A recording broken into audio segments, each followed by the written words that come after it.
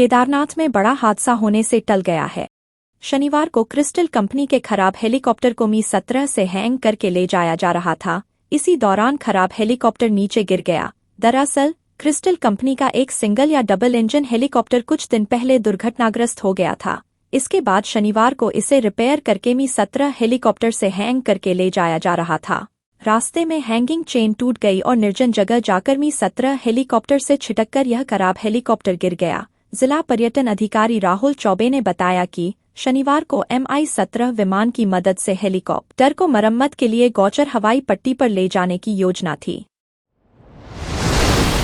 आंध्र प्रदेश के कृष्णा में एक इंजीनियरिंग कॉलेज के गर्ल्स हॉस्टल के वॉशरूम में कथित तौर पर छिपाकर लगाया गया कैमरा पाए जाने की बात सामने आई है। हालांकि पुलिस का कहना है कि कोई कैमरा नहीं मिला है। छात्राएं लगातार प्रदर्शन कर रही हैं। उन्होंने खनन मंत्री के रविंद्र से शिकायत भी की कि प्रबंधन मामले को दबाने की कोशिश कर रहा है। इस बीच मुख्यमंत्री चंद्रबाबू नायडू ने कृष्णा जिले के गुडलावल्लेरू इंजीनियरिंग कॉलेज के महिला वॉशरूम में कैमरा लगाए जाने के आरोपों की जांच के आदेश दिए। नायडू ने छात्राओं से आग्रह किया कि यदि उनके पास घटना से संबंधित कोई सबूत है तो वे उसे उनके साथ साझा करें। भारतीय टीम के पूर्व बल्लेबाज और पूर्व मुख्य कोच राहुल द्रविड़ के बेटे समित को ऑस्ट्रेलिया के खिलाफ सीरीज के लिए भारतीय अंडर-19 टीम में चुना गया है।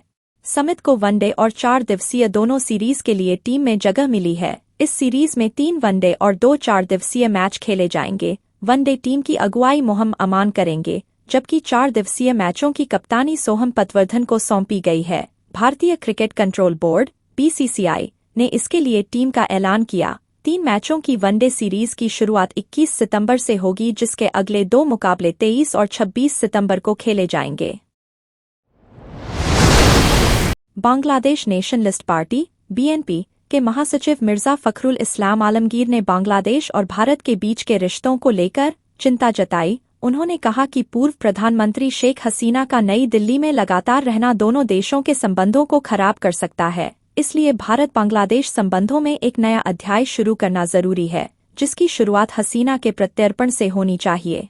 BNP के दूसरे नंबर के नेता आलमगीर ने भारत के साथ मजबूत संबंधों के लिए अपनी पार्टी की इच्छा पर जोर दिया। उन्होंने कहा कि वे पिछले मतभेदों को दूर करने और सहयोग करने के लिए तैयार हैं।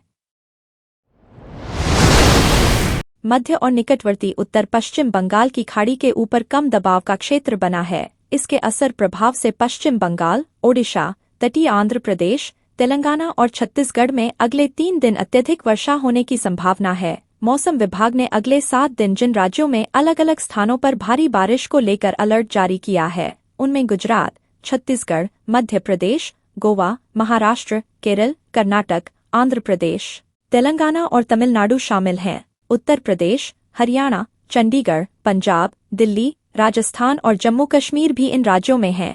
चक्रवात असना के अगले 24 घंटों के दौरान पूर्वोत्तर अरब सागर से पश्चिम उत्तर पश्चिम की ओर बढ़ने और भारतीय तट से दूर जाने की संभावना है। सितंबर से कुछ नए नियम लागू हो रहे हैं। 14 सितंबर से आधार कार्ड होल्डर को उनका आधार कार्ड ऑनलाइन अपडेट करवाने के लिए चार्जेस देने होंगे। वहीं रुपए क्रेडिट कार्ड और UPI ट्रांजैक्शन फीस रुपए रिवार्ड पॉइंट्स से नहीं काटे जाएंगे। नया नियम कल से लागू हो जाएगा। रुपए क्रेडिट कार्ड धारक UPI लेनदेन के लिए दूसरे पेमेंट सर्विस प्रोवाइडर की तरह ही रिवॉर्ड पॉइंट्स पा सकेंगे। साथ ही 1 सितंबर से गूगल अपने प्लेटफॉर्म से सारे लो क्वालिटी ऐप्स को रिमूव करने जा रहा है। ऐसे में सितंबर से दुनिया भर के एंड्रॉयड फोन यूजर्स को प्ले स्टोर पर बहुत से ऐप्स नहीं मिलने वाले हैं। शंभू बॉर्डर पर चल रहे किसान आंदोलन को आज पूरे 200 दिन हो गए हैं। इस मौके पर किसान संगठन शंभू बॉर्डर पर विशेष रूप से इकट्ठा हुए। आयोजन में ओलंपिक खिलाड़ी विनेश फोगाट भी पहुंची। इस मौके पर जब प्रेसकर्मियों ने उनसे पूछा कि अगर कांग्रेस उन्हें टिकट देती है तो क्या वो हरियाणा चुनाव लड़ेंगी, तो इसका जवाब देते हुए विनेश फोगाट ने कहा कि मैं इस विषय पर कुछ नहीं बोलूंगी, मैं राजनीति पर बात नहीं करूंगी, मैं अपने परिवार के पास आई हूं। अगर आप इस बारे में बात करेंगे तो आप उनके संघर्ष और लड़ाई को बर्बाद कर देंगे। प्रधानमंत्री नरेंद्र मोदी ने मेरठ-लखनऊ वंदे भारत ट्रेन को हरी झंडी दिखाकर रवाना किया। इस मौके पर मौजूद मेरठ सांसद अरुण गोविल ने कहा कि आज का दिन बहुत ऐतिहासिक है।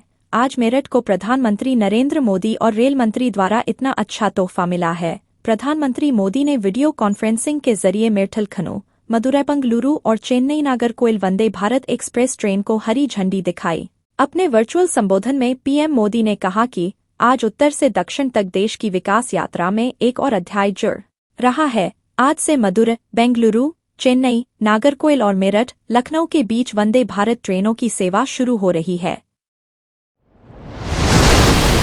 केरल के वायनाड जिले में पिछले महीने में पाड़ी के पास विभिन्न पहाड़ी इलाकों में आए भूस्खलन ने भारी तबाही मचा दी थी।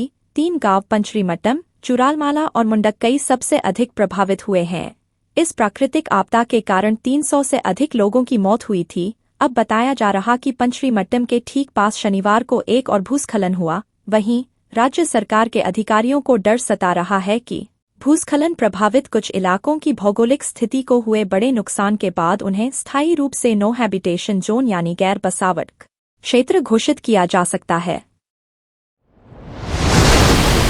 राष्ट्रीय जांच एजेंसी (NIA) ने बेंगलुरु इंटरनेशनल एयरपोर्ट से तमिलनाडु हिज़्ब उत तहरीर मामले के मुख्य आरोपी को गिरफ्तार किया है। आरोपी की पहचान अजीज अहमद उर्फ जलील अजीज अहमद के रूप में हुई है। आरोपी विदेश भागने की फिराक में था, लेकिन उससे पहले ही बेंगलुरु एयरपोर्ट से उसे गिरफ्तार कर लिया गया। हिज़्ब उत तहरीर एक चरमपंथी इस्लामी संगठन है, जिसका उद्देश्य कट्टरपंथी युवाओं की फौज तैयार करके भारत में इस्लामी शासन को लागू करना है।